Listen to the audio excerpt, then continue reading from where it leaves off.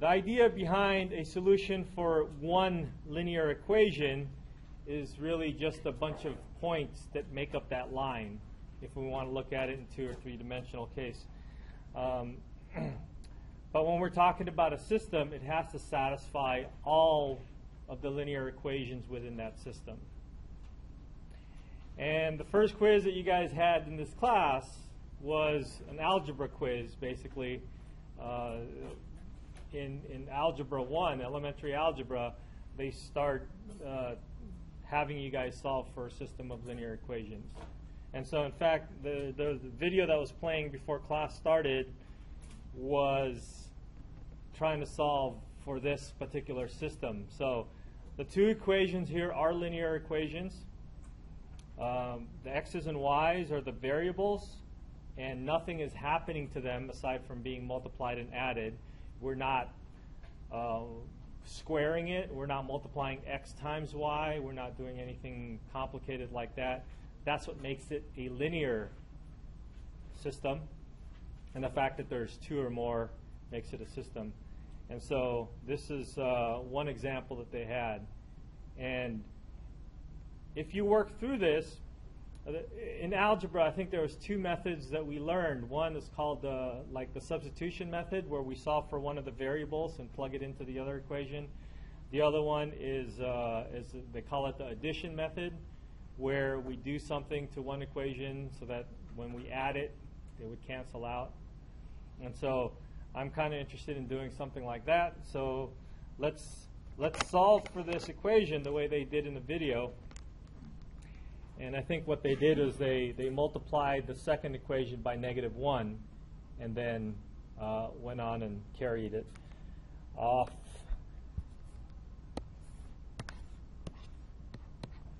And then proceeded to add it. And the reason why you multiply this by -1 is so that one of the variables, in this case the x, will have opposite coefficients. Okay, so we're not adding it yet. Maybe I shouldn't put that line here. So what happens is that your system becomes 2x minus 5y is equal to -6, and then -2x. So we need to multiply everything by -1. So that includes a 7. So that makes that a positive 7y, and that makes a -14 a positive 14. And what we do here is we add them, right? That's why it's called the addition method. And you add them, and you would get 0 for the x's. So the x variable disappears, which is one of your key tasks. And then the other one here, you would add the -5 and +7. That's +2. And then +8 to 8.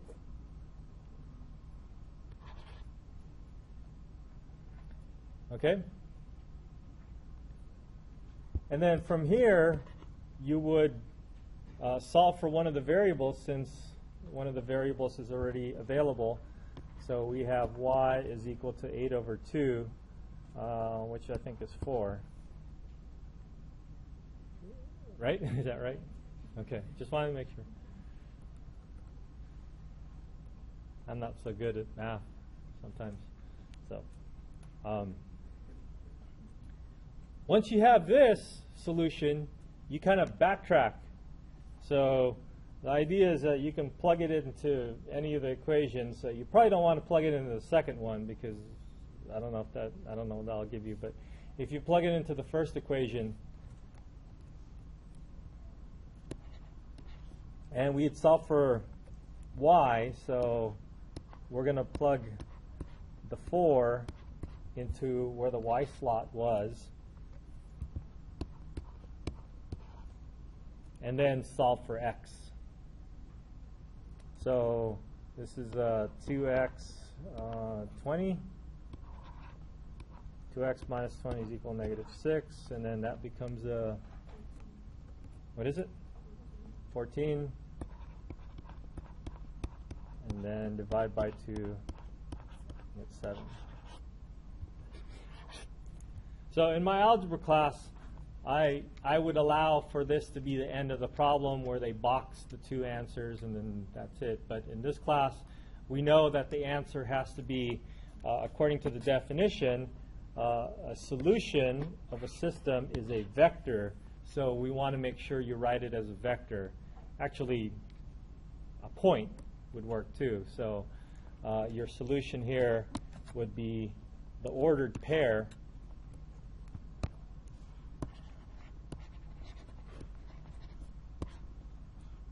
and the order is important. This is an ordered pair, so the x goes first according to our convention, and then the y goes second. And this is what we have. Okay? So you guys did, as a class as a whole, you guys did really, really well in your first quiz, which is that surprise quiz on the first day. My differential equations class didn't do so well in theirs. But you guys did well in yours because it's algebra. The differential equations class got a Calc 2 test. They forgot how to integrate. Anyways, we don't have to integrate in this class, but we do need your algebra skills. And so I don't mean to bore you with this stuff, but we need to go through some of these things. And I purposely, I don't know if you noticed, I purposely kept everything on one side because I'm going to take this very same page and then apply the idea of matrices so that you'll see the relationship here between this and the matrix. All right, but before we go into the matrix, let's dig into, again, something that we already know about two equations and two unknowns. So we're talking about two lines in the plane. And we know that with two lines in the planes, there's exactly three possibilities. And I'll just quickly go through a couple more examples that give the other two possibilities in a plane situation that we have. So in this case, let's do another example. I got 3x minus 2y is equal to 7. 6x minus 4y is equal to 10. And so let me write down the other example before I do this one. X minus 3y is equal to 2, and 3x minus 9y is equal to 6. So if you're kind of looking ahead and trying to do this, some people can look at this and kind of do it in their heads already. We see that there's something special about these two equations, and they will come up with different results, I hope. So let's see what to do from here. I'm going to take this, maybe not the second one, but the first one.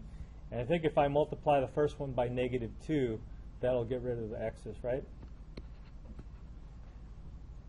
Give me a -6x, and this will become negative. Negative is a positive 4y, and then this will become a -14. 6x minus 4y equals 10. I didn't do anything with the second equation. So if I were to try to add these two, I would get the x's disappear, but the y's disappear also, so the whole left-hand side is 0. And then I add -4 as my result for that one. And wait, did I do that right? Okay. So that's the math thing. And so we get a contradiction.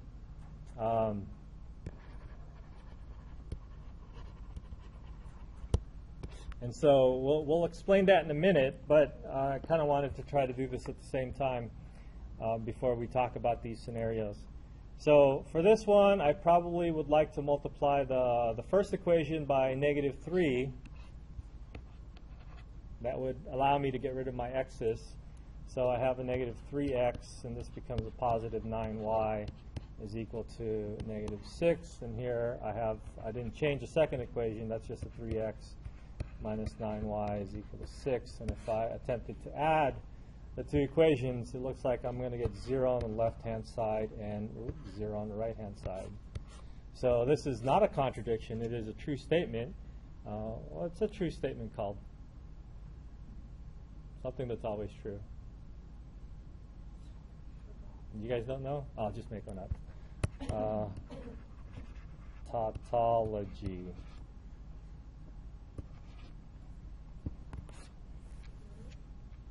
Sure. It's a philosophy term. A statement that's always true. Okay.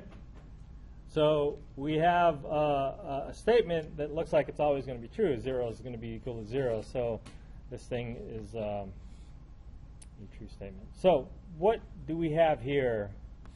What are these two cases and why are they special and stuff like that? So if you take a couple of sticks, throw them up in the air and let them fall on the table, there's several things that can happen, right? So, case 1, the two sticks land on top of each other, right? Case 2, the two sticks land exactly parallel to each other. That's supposed to be parallel. Case 3, and this will probably never happen in real life, unless you're talking about popsicle sticks. Case 3, the two lines would be on top of each other.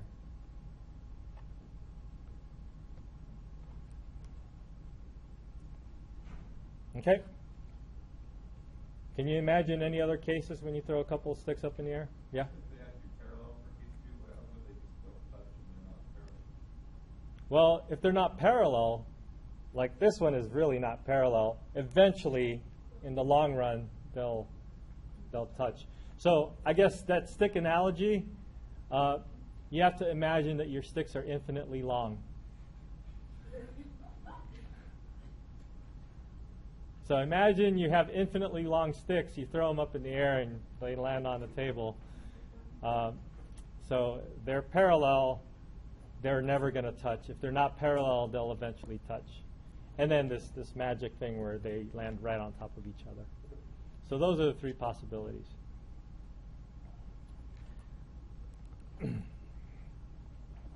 So that's the geometry that we learned in algebra when we talked about systems of linear equations. And we had special names for them. In the case that they touch at least one time, we call that system consistent.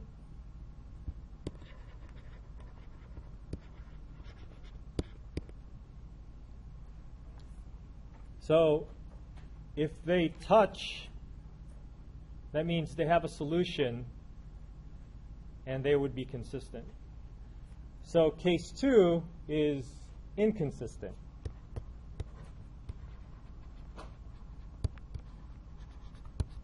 So saying that they're consistent means that there is a solution.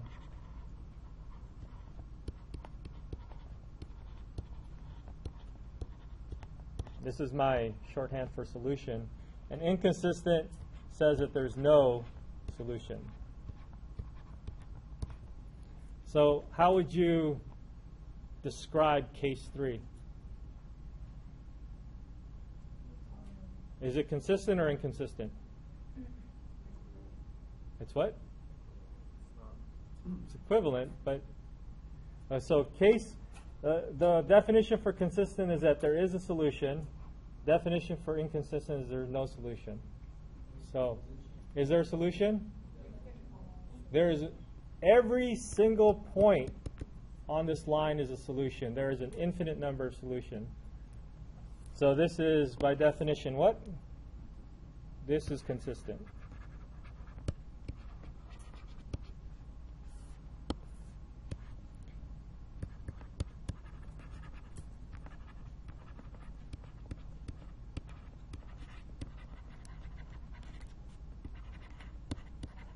So the definition for consistent is that there's at least one.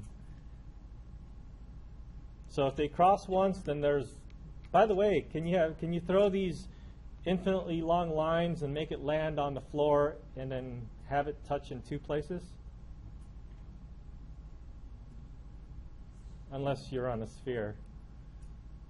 So if you're just talking about a two-dimensional flat plane, you can either intersect only once, intersect an infinite number of times, but you can't intersect at like two places. That's plane, P-L-A-N-E, plane geometry, plane two-dimensional plane.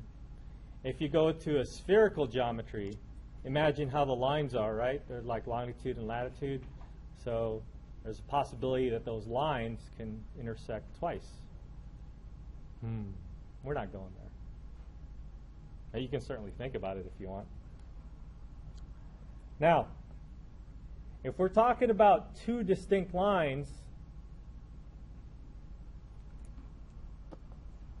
oh, by the way, since this case 3 is really one line that are on top of each other, if we look at that case 3, which one's case 3, by the way?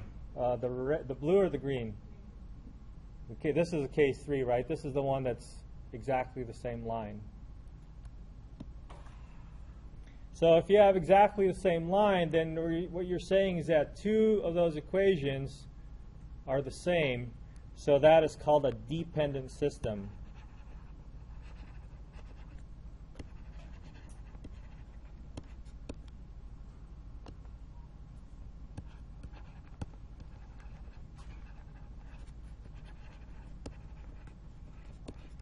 And you say that we have a dependent system when the two lines that you're talking about are exactly the same. So case 2 in this case is an independent system because those lines are not the same.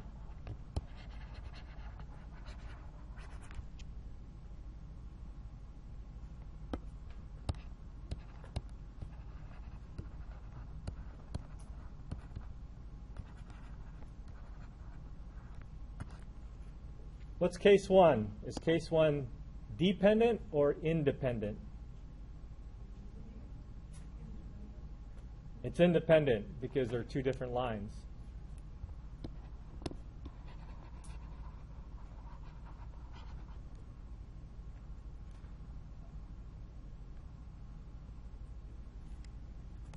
Okay?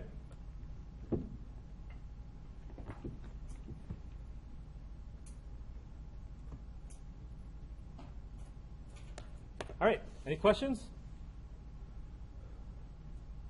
Give you flashbacks in your algebra days? Say, I wish I was there.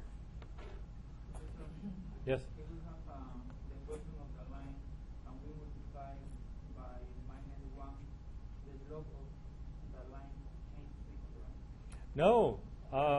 Well, it depends on what you say when you multiply by 1. So if we take this example, I multiplied the whole equation, the whole second equation by -1. That slope didn't change. Okay, because everything got multiplied by -1. When you find the slope, it didn't change. So it's the same line. So in fact, that's another good, interesting point, is that if I take a look at this line, if I do something to this line, it's not going to change the line. As long as whatever you do to one side, you do to the other kind of business. If you keep it as an equation, then it's not going to, the line itself is not going to change. So multiplying a whole equation by 3, if I were to take this line, x minus 3y plus 2, and graph it, and I were to take this line, negative x plus 9y is equal to -6, and if I graph both of those lines, they're the exact same line. Okay? All right. So now that we have some of these definitions down, these are kind of repeating the same things that I said.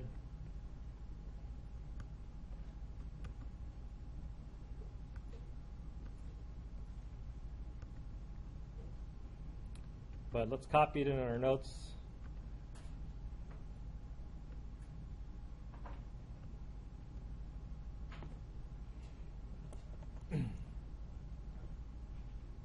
I got the cases in the wrong order here. The way I did my cases, this is case 3, case 2. Doesn't matter. You guys can figure it out. All right, so they have the definition for consistent and inconsistent. They don't have a definition for dependent and independent, I think not until later on. So we'll discuss that when it comes around. All right, the next task is to take a look at our first example, the one where we had a nice, simple, one unique solution example, where we had a consistent system. And see if we can solve that a little bit differently. Well, we're not going to solve it differently. We're essentially going to solve it the same way, but using another tool. So before we solve for it, let's establish a couple of definitions here.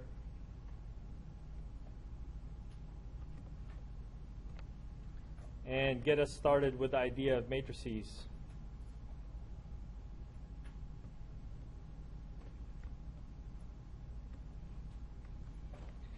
So the coefficient matrix is a matrix created from the coefficients of your system. And an augmented matrix is a matrix created from the coefficients as well as the constant terms on the other side of the equation. Okay? And then the note in the bottom says that we can extend this to as many variables as we want to or need to. But for now, let's just focus on 2 equations and 2 unknowns. Okay? The subscripts for a coefficient kind of changed a little bit because I want to allow for the many possible, equations that we have. So instead of just saying A, B, C, D, I started, the book started to use subscripts, A11, A12, A21, A22. But those are just numbers. So what I'm going to do, I think I can do this. Let me just copy a whole page.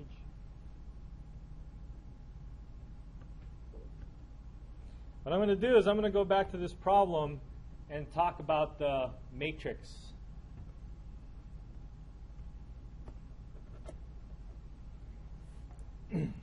Okay? Now let's bring this to the matrix form. And then the same actions that we used to do back in algebra are going to be exactly the same actions we're going to take with matrices to solve for this. So what we have here is a system of linear equations. You can imagine these coefficients, 2, 5, 2, or 2, -5, 2, -7, going in the matrix. So I want this in red. I would have 2, -5, 2, -7. So the idea of the variables would kind of disappear, and we're just focused on the coefficients.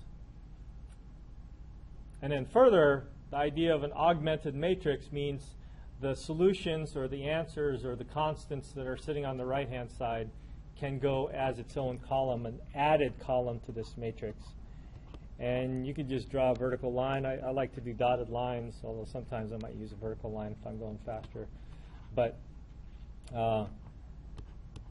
that just tells you this matrix was augmented with something else.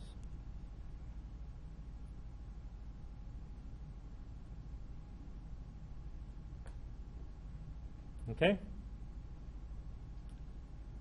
So what is the deal with this step? This step is that we multiply the second row by -1.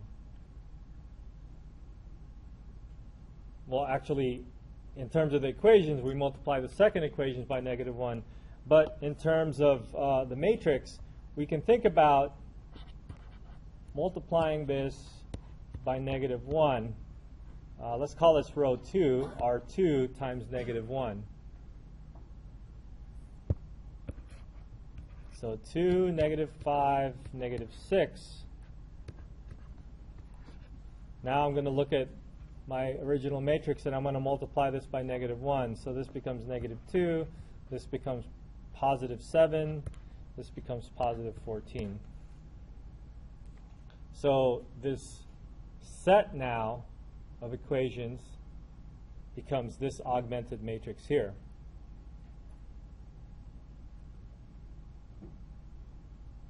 And then what did I do? I just added, and since this is all lined up with the variables, it's really just adding the coefficients, right?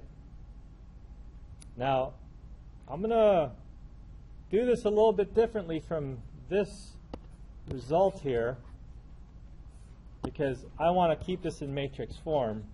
So if I added the bottom one, let's change the bottom one as this. So the coefficient for the x is 0, the coefficient for the y is 2, and then the constant sitting out here is 8.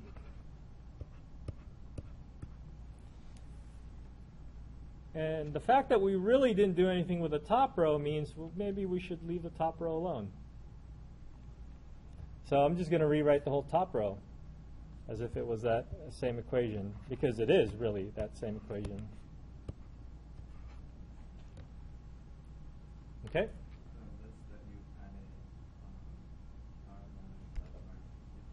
Yeah, so I added R1 plus the new R2. So the original R2 was this. So I really added a -1 times R2.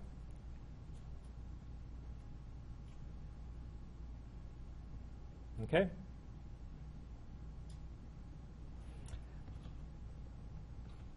Now, in linear algebra, zeros are your friend, except when you're taking a test or a quiz. But when you're dealing with matrices, having zeros in there would make a lot of your computations easy. So we got a 0 over here. That's good news. So from here, what you could do is you can extract your equation, your system that has been slightly transformed into 2x minus 5y is equal to -6, and then 2y is equal to 8. And I think from here you can pick it up by solving for y.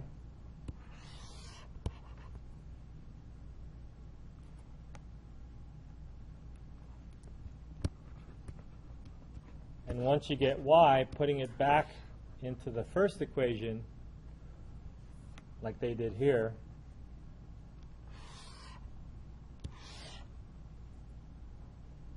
to get x equals 7.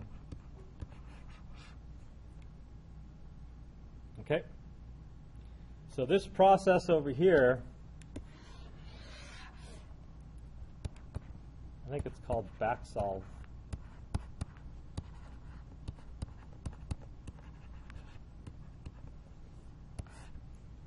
So once you're able to isolate one of the variables, you can get that one variable isolated and then backsolve by putting it back into the previous equations. Yeah?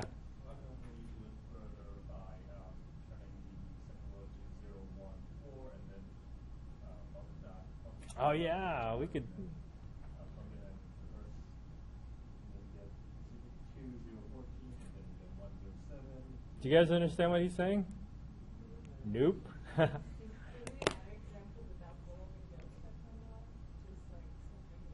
Okay. Okay, so his suggestion is to take this and continue by solving for or making these 1. Okay, so let me do that, and then we'll do another example.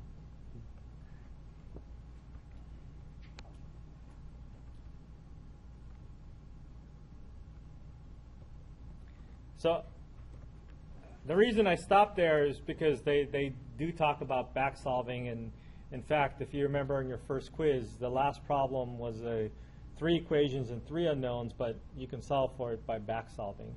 And so that was the key to that idea. All right, let's see if we can.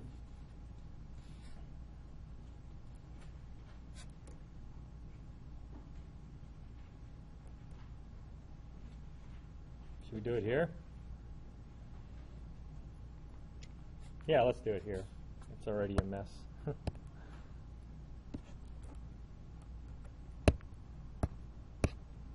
What?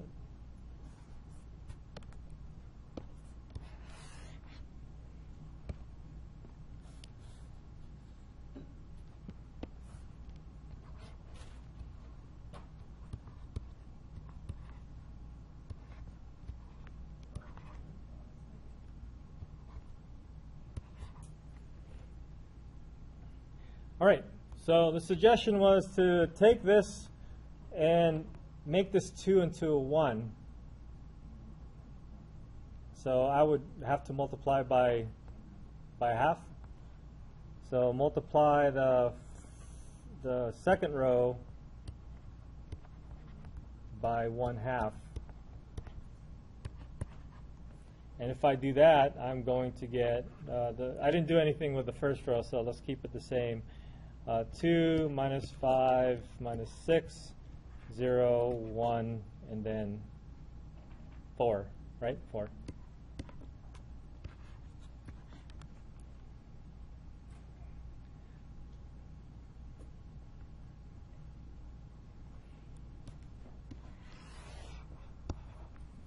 Now from here, what we really want to do is, this is y is equal to 4, right?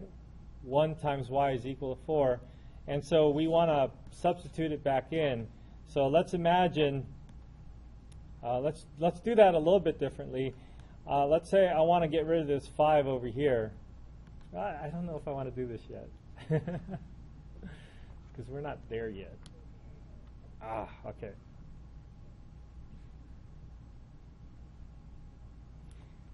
All right, let's see if we can go along with this. What I'm going to do is I'm going to take the second row and multiply it by 5. So I'm going to take the second row, multiply it by 5, and then I will add that to the first row. That's the first row. Okay? So what's going to happen here is the second row was the equation that I used, and I'm going to multiply this by 5. So if I multiply 0 times 5 and I add it to the first row, nothing's going to happen. That's just going to remain 2. If I multiply 0 times 1, or 5 times 1, and I add it to the first row, I'm going to get 0. And if I multiply 4 by 5, 5 times 4 is 20, and I add it to the first row, I get 14. All right? So these numbers should look kind of familiar. There's a 14 over there, 5 times 4. So there's all kinds of work that we were doing that is popping up on that right-hand side. And then one final thing to do is to take the first row and multiply the first row by 1/2 again. So that's really what you're doing by dividing by 2 up here. Multiply the first row by 1/2. So this would become 1, 0, and 14 divided by 2 is 7, and 0, 1, and 4. So the results that you would get there are exactly that vector that you were looking for, 7, 4. You can look at this vector as a column vector. 7, 4 was our solution. And now we see it as a solution for the vector. Yes? Clarify, you try to manipulate the line to get a 0 somewhere? To get 0 somewhere, and we extended this idea to get ones in other places. Okay. So basically, this is where I wanted to go, and I wanted to stop here. Wing-Jang, is that your name? Wing-Jang said to move on, keep going. So this is where, eventually, this is where we want to be. We want to get to this spot. But we'll do a couple more examples with 3 equations and 3 unknowns to make things a little bit more interesting. Okay? All right.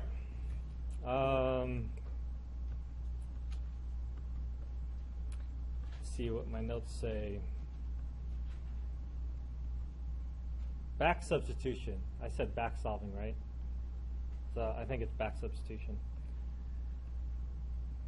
So I just want to make a note of this. Again, this is one of the quiz questions that you guys had on the first day.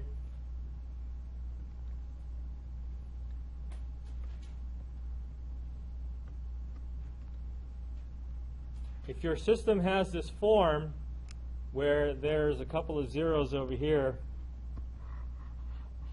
and having zeros in the bottom right part of your matrix is another special form that we have a special name for. But if you have your augmented matrix in triangular form like this, where it's 0 in the bottom right hand of the triangle, then we can solve by back substitution. So it's called back substitution, where you just solve for x3, you solve for the third variable. Once you know that, you put it into the second equation, you put the x3 in there, solve for x2, and once you get that, you put x2 and x3 in to solve for x1. So you're solving it backwards.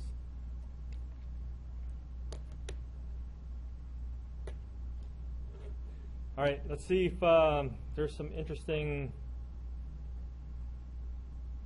problems to look at. My notes say 28, 30, and 32.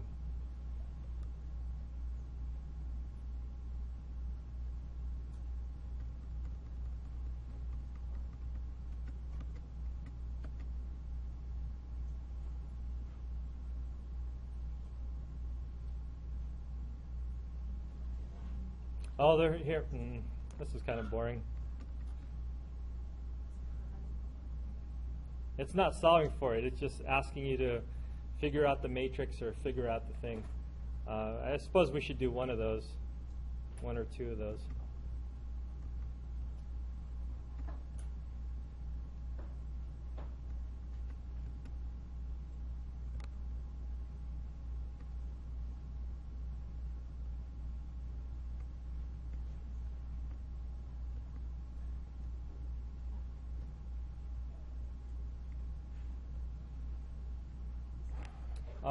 Which one should we do? Let's do 1. 28. So in the instructions, they don't ask you to solve for it, so I'm not going to solve for it. All they're asking for is to come up with a matrix. So let's see if we can come up with a matrix. Find the augmented matrix of the linear system. So this thing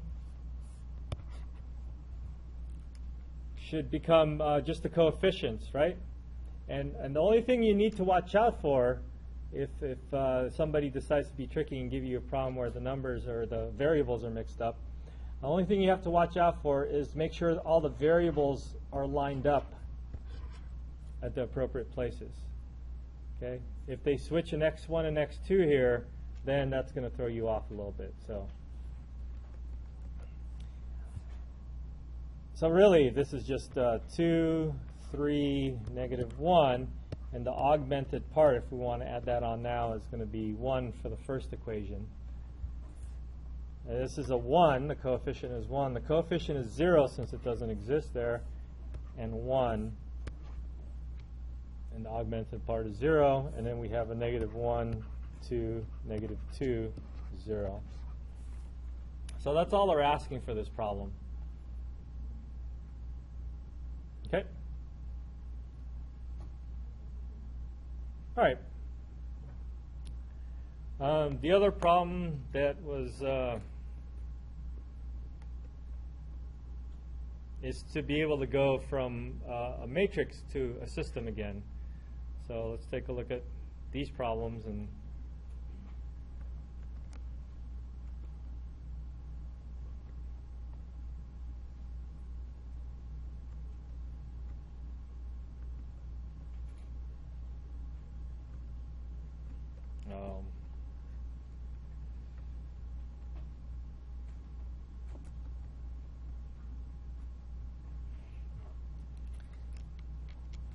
(31, 32). 32 has more than 3 variables, or it would involve more than 3 variables, so I probably don't want to use x, y, and z. So we can use a, b, c, d, e, or we can use x1, x2, x3. So let's use x1, x2, x3. And what they really want you to do here is write it as a system. And let's assume that the first column would be the sub 1 variables. So 1 times x1, and the next column would be the x2 variables. So minus 1 times x2.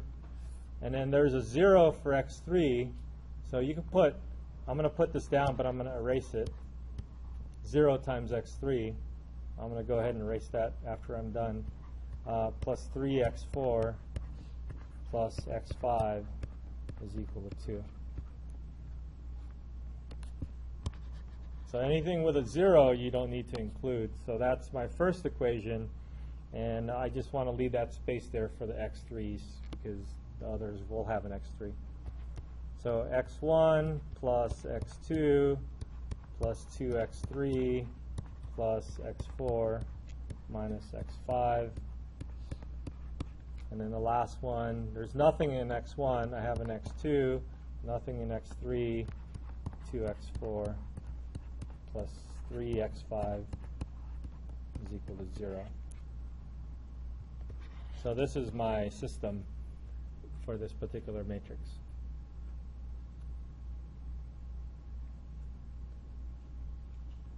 Okay? Any questions? All right. So now that we have that, the thing to try to do is to solve for them.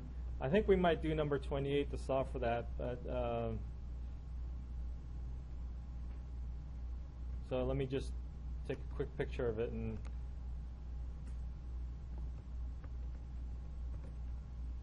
we'll try to solve for that a little bit later.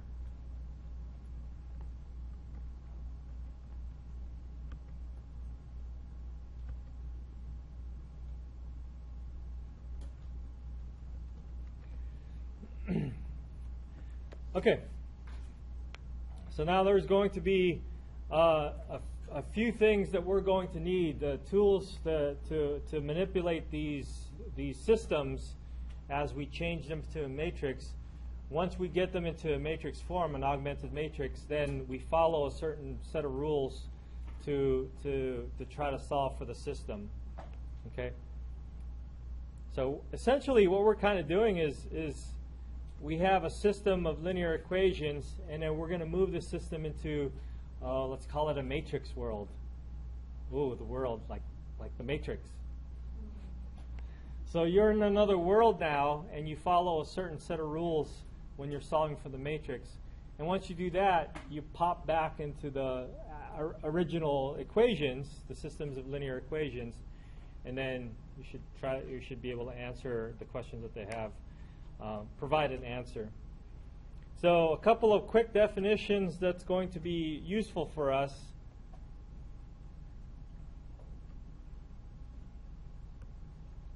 To get us going with dealing with matrices are row echelon form.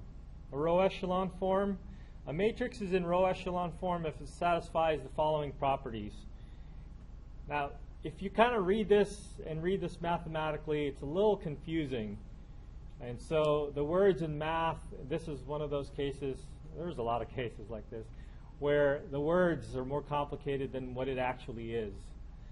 So in words, it says any row consisting entirely of zeros are at the bottom, and each non-zero row, each non-zero row, the first non-zero entry is called a leading entry in the column, and is in a column to the left of any leading entries below it. I can't even say it. That's how complicated it is.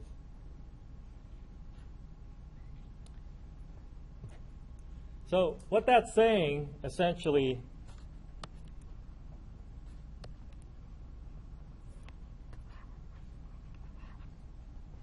is that if you have any rows that are completely zero, that gets moved down to the bottom.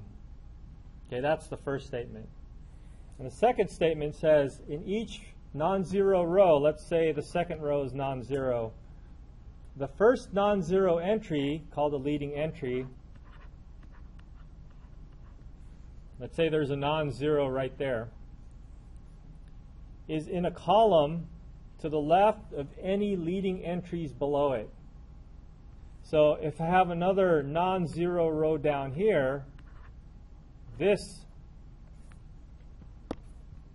column over here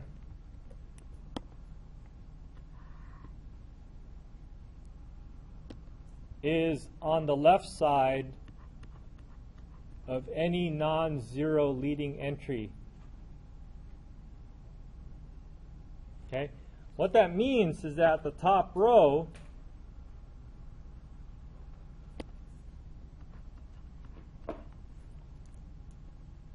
should have a non-zero entry. If there was a non-zero entry in the top row, it's going to be the leftmost non-zero entry in the whole thing.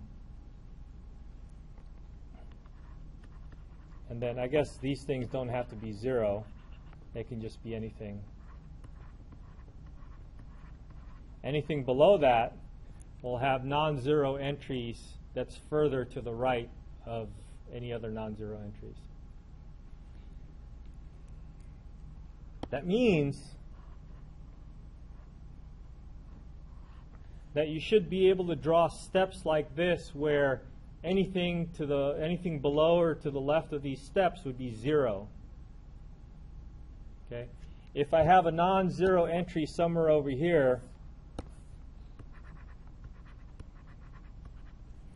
then it's not in echelon form.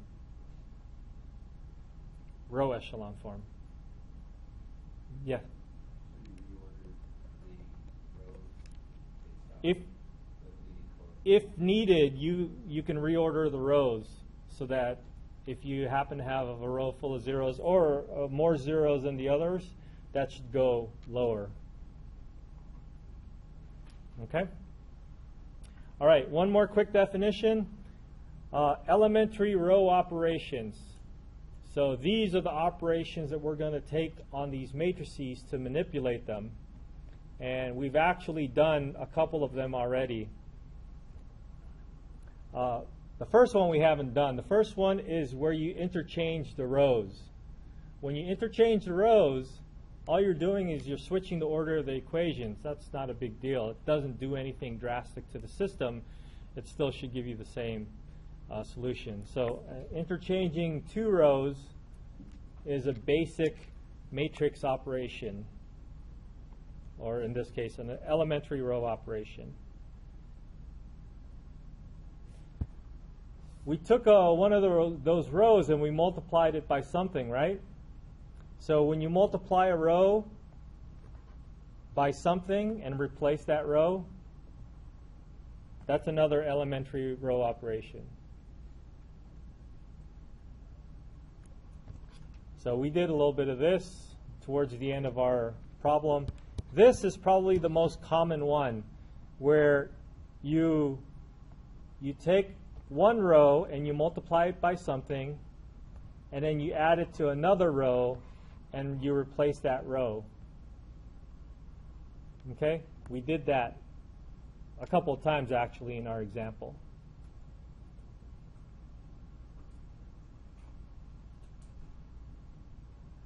So these are the three elementary row operations that we need to do to a matrix to help us write our matrix in row echelon form and then eventually help us solve for the system.